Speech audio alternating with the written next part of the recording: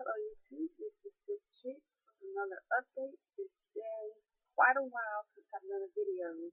I've had some technical difficulties with my laptop and I have not been able to edit my videos and I did one around maybe a little bit after Easter and it was just a mess, so I didn't post. So those of you who are tuning in, I apologize for taking so long to do the video.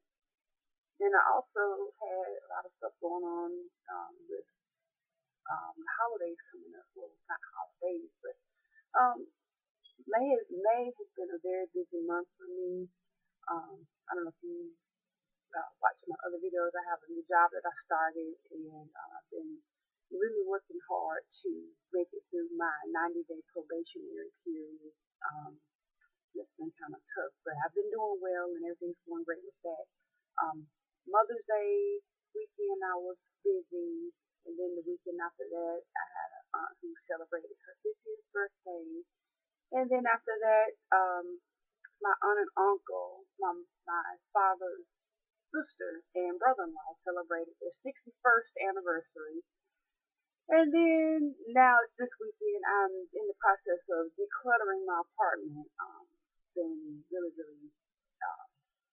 overwhelming to try to get rid of extra stuff that's cluttering up my studio style apartment, and I've been meaning to do that for a long time. So that was this weekend, and that's why you see me in another spot, because I've rearranged some furniture in my apartment, and this position provided the best light. So anyway, on to my stats, on to all the things, everything bariatric surgery topic.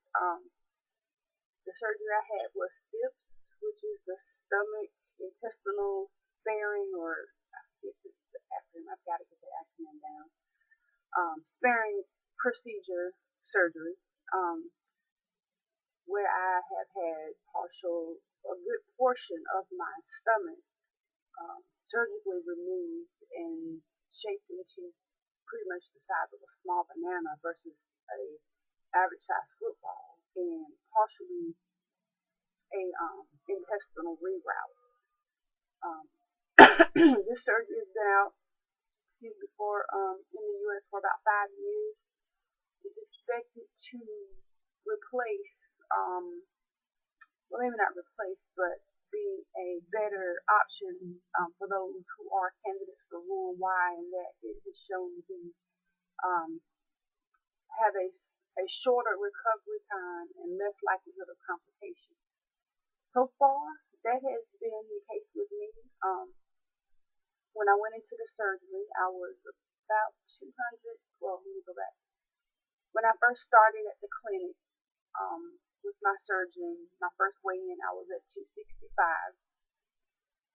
I had to go on a liver reduction diet of 2 weeks, but I extended it because my surgery date kept getting pushed back because of issues with my previous employer. And I managed to do the liver reduction diet for an additional 2 weeks. So I did it for approximately a month, and I lost 25 pounds by my surgery date, and I was 240 at my surgery date. And right now, I was gonna wait until the end of the week, but it's been a while since I've done a video, so I think I'll go ahead and do one now. Right today, I'm sitting at 205. It's almost 3 months out now. I'm gonna be very honest with you guys here. It's not easy to always eat the foods that you were directed to, and I'll be honest, I have eaten out, but I haven't overeaten. And what I mean by overeating is, you hear stories where some people who've had the bariatric surgery stretch it out, and they eat past the point of where your tool will give you the signal to stop eating. And it will. And it will continue. As long as you adhere to that, it will continue to work. Now, if you eat past the point where, well, for me, in my situation, I've always been able to feel my stimulus. And it's varying degrees of it. First, you'll get a slight uncomfortable. It'll feel tight, like maybe I should stop, but just one more bite, because you can't eat with so much. And then you feel like maybe your mind is playing tricks on you, like, am I really feeling full already? But first couple of times when you're on to solid foods, you'll feel that, and then you kind of second guess it because it's new to you. But if you keep eating, at some point it's gonna, well, for me, it's been painful, and that's where I usually stop. Now, fast forward to now, I don't get to that point. I don't even let it get to that point. I don't even let it get to the point where it's um, hurting. It's painful. Now I stop when it gets to that precursor to the pain. So that's how it teaches you the amount that you should eat. Now, if you continue, this is my theory. I think if you continue to eat to the point where it's painful, and each time you eat, you do that, you do that, you do that, you stretch it out. You're not allowing the tool to do its job. Now, there have been, a lot of gatherings lately. We had a potluck at work. And you will be able to participate. You'll be able to sample the food. You just have to keep that in mind when you're eating.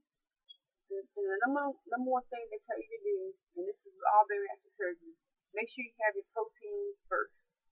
Now, I've been failing at that miserably the past couple of days, or maybe a couple of weeks now, maybe 2 weeks now. I love, love, love, love, love fruit. And I can eat, that can be a meal for me if I let it, but if I, eat it, it's going to take up room, and then I don't have room for my protein. So I have not met my protein goal in a while. I said maybe a week. One day I did meet it. Not for my surgery. Well, for most bariatric surgeries, you should have a goal of 60 to 80 grams of protein a day. For SIPS patients, we're supposed to have, and I didn't even find this out until probably after the surgery. I thought I was shooting for 80. We're supposed to have 100 grams a day. I have not been able to get that in, I'm going to be honest.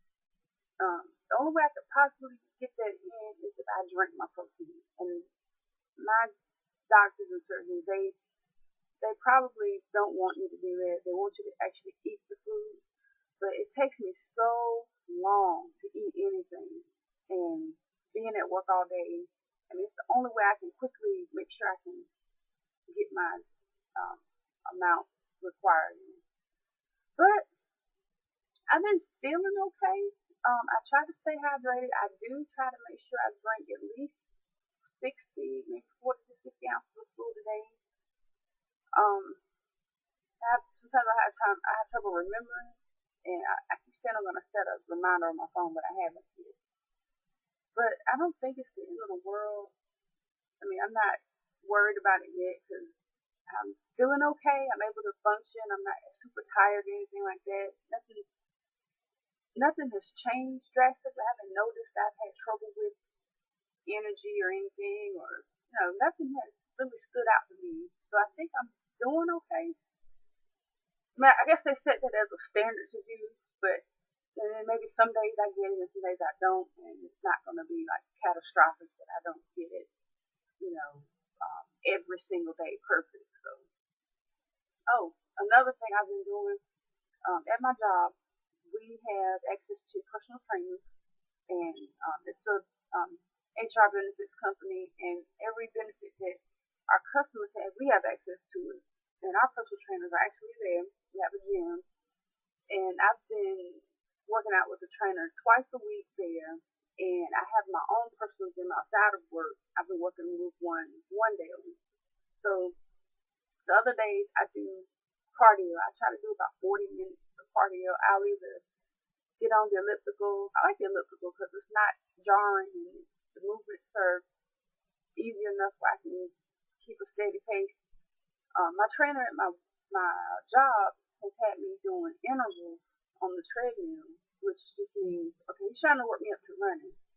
And now when he first asked me to do that, I'm still thinking like I'm still 265 pounds trying to run. So it's been it's I'm still mentally up here. I'm still 265. Up here I'm still a size 20. You know, um, and sometimes when I sit down in a chair or like in a public place, like I don't think I can fit, and then I do. Or if I'm trying to get by somebody, I don't realize how small I really am. Right now, if anybody's familiar with women's sizes, I'm about size 14 now. I just went to Walmart last week and bought 2 pairs of new jeans because the ones that are 16 are starting to get loose. I do have a couple of pairs of 18s. Well, there's only one pair of 18 that I wear, but when I wear them, I have to wear a long shirt over it because they fall down and all my business is showing. So I have to keep pulling them up all the time. And I don't know why I don't want to let go of it. I guess because they're comfortable and it's, you know. But after a while, I mean, I'm headed, if I'm 14 now, I'm going to say by the end of July, I probably will be a size 12 with all the exercise. And if I eat now, I've been eating out too. That's another thing I've been doing that's not good. That's okay to occasionally eat out once a week, but I'll be honest, I've not been eating the way I should. So I have to get back on track. I haven't been eating every meal, fast food, or anything like that. What's the worst thing I ate? I went somewhere.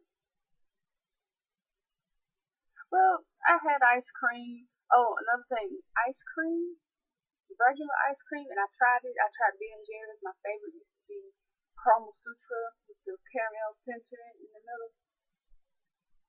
I ate maybe not even half of the in two sittings now. One sitting I ate like maybe a couple of tablespoons, and I can feel myself getting full. Now that's tricky when you eat a food that can be liquidized. It takes up less space, so you feel like you can eat more. Here's the thing about sugar. When you have had a bariatric surgery now, when I had my consultation with my surgeon, I was told that SIPS patients don't get dumping syndrome. Well, I would tell them that it might not be common, but it does happen because when I ate what did I eat? My aunt's birthday. We had cake.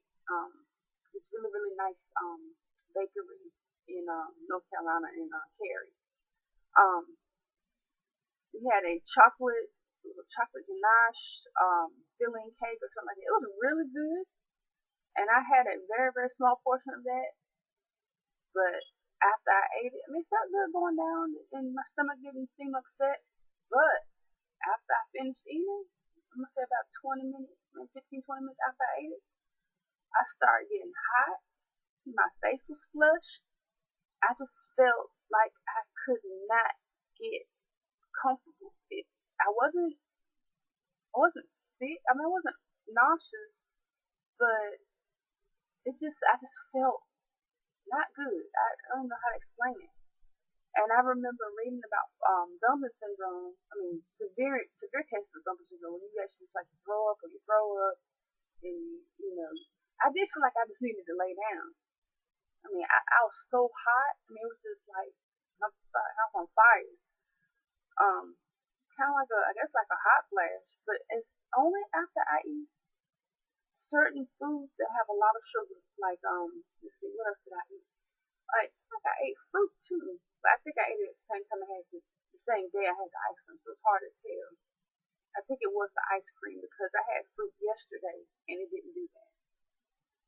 When I had the Ben and Jerry's, it's still sitting in my freezer. I used to eat one pint in one sitting, and it's still sitting there. I can't do it because if I eat it, I feel horrible.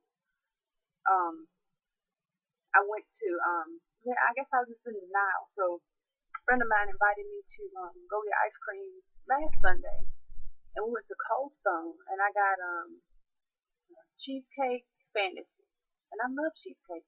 I really do, and it was love it size. It wasn't even that big. It was like, and since it liquidizes, it was easy to get down. I finished it, and I was burning up. I was so hot. Oh, and I feel dizzy too. I feel dizzy and I feel hot. So I can have it, but like I can have maybe a little tiny bit of it. Yesterday I went to I was just out and about running errands, and I got got so sick of drinking Gatorade and Powerade. And I know I knew this was gonna happen. I got it was a Tropicana, some type of twister drink with a lot of sugar. It's got like 20 something grams of sugar per serving. I know better. I drank it anyway, and guess what happened? I was in the store. I started getting hot, and I was sweating, and I was fanning myself. I mean, beads of sweat were like starting to form on my forehead. I get Duffin syndrome, even though they told me that SIPS patients don't get it. I get it. I don't know if it may have a more likelihood of happening to those who have had problems with sugar in the past, because in the past I was diabetic. I'm not on any medicines now, and I haven't been checked. My 3 month A1C hasn't been checked, so I do need to check that. But I have been checking it before I started eating any sugar, and my blood sugar has been normal. So I think I'm okay as long as I don't eat sugar. But if I do, I may have to take something with it if I ever eat it, just to keep my sugar down when I eat. So it's completely diet controlled now. Before the surgery, I would eat all protein, no sugar, and still would have problems with my sugar, my A1C. It wouldn't matter. I could eat meat and uh, fish and just completely all meat, not even vegetables, and my sugar would still be high. That was before the surgery. Now after the surgery, if I stick with all protein, my sugar will stay regular. So now it is completely diet controlled. Let's see, what else have I noticed?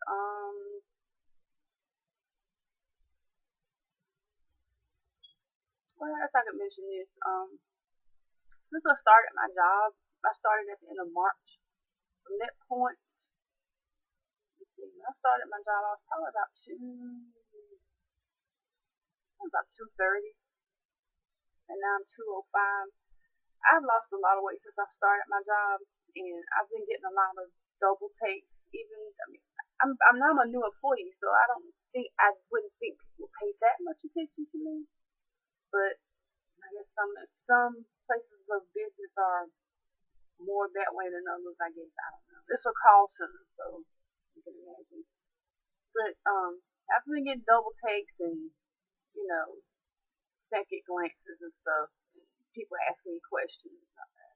Did I change my hair? Did I get new glasses? And then somebody actually realized what it was and said, "Hey, you lost weight. What did you do?" So I tell everybody the story. I don't want, because I know I'm only 3 months out and I've already lost 60 pounds, and this weight loss is supposed to go on for probably the minimum of a year. So chances are I'm going to be very, very, very, very small after several months. If I'm already a size 14 right now, not even at the 3 month mark.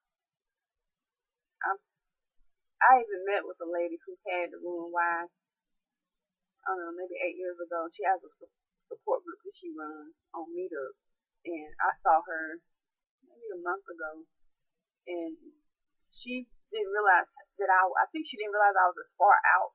I mean, as well, not far out. I wasn't as far out from my surgery as I was. I was only 2 months at that point, and she just said to me, there's gonna be a point where you may be so small that family members and friends are gonna be concerned because they're not used to seeing you that small. And since you've lost so much already, you're only 2 months out. And it does happen. What happens is, and I was afraid of that too. I'm like, oh gosh, and I can't eat enough to slow it down. And I'm gonna say parts of me that used to be prominent up top are starting to really, really shrink, and I'm worried about that. I'm like, okay, all these changes are happening really fast, and so um, her son had to run wide as well, and he got really small. People were worried, but your weight will stabilize. I'm told you'll get to your new normal, and you may pick up about 15 or 20 pounds after you get there. So, well, I'm gonna go ahead and cut this video because I just realized that I'm over 20 minutes now, and I hope I haven't bored you all to death. But I had a lot of um, updates to share because it's been over a month since I've done a video. My next update, I'm gonna say I'll do one in 2 weeks. 2 weeks would be from today. It'll be Saturday the 13th, which will be a week after my 3 months. So, but that's fine. So I'm gonna shoot for Saturday the 13th of June to do a new video. If you have any questions or anything, if you need to reach me, you can email me at sippedchick@gmail.com, and it's sippedchick@gmail.com. I add it to the comments below, and also I've started my new Instagram page. There's some pictures on there now. It's not that many, but it's more than it was before. And I'm gonna try to do a couple each week of just random foods that I eat, gym equipment, suggested ways to get in your protein, things like that. And that's also Sip Chick on Instagram. And I'll put that information below as well. Until next time, everybody, take care.